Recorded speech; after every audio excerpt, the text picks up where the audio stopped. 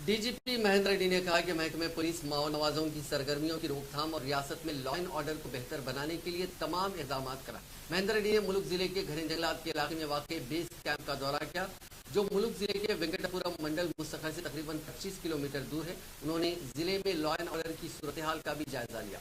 इस मौके पर डीजीपी ने कहा कि पड़ोसी रियासतों से माओ नवाजों के तेलंगाना में दाखिले को रोकने के लिए इकदाम किए जा रहे हैं और पुलिस माओइस्टों की नकलो हरकत पर करीबी नजर रखे हुए है। उन्होंने कहा कि रियासत उसी वक्त तरक्की पा सकती है जब लॉ एंड ऑर्डर बेहतर हो। रियासत में माहौल के साजगार होने पर ही सरमायाकार सनतें कायम करने में दिलचस्पी का इजहार करते हैं। नई सनतों से रोजगार के मौके पैदा होते हैं और दौलत जमा होती है, जिसके नतीजे में रियासत और मुल्क की तरक्की होती है। उन्होंने कहा कि चीफ मिनिस्टर चंद्रशेखर राव तेलंगाना में लॉ एंड ऑर्डर की सूरत हाल की बरकरारी को अव्वली तरजीह दे रहे हैं और वक्तन फौक्तन पुलिस की जरूरियात की तकमील कर रहे हैं ताकि तेलंगाना में बेहतर पुलिस निज़ाम पर अमल किया जा सके।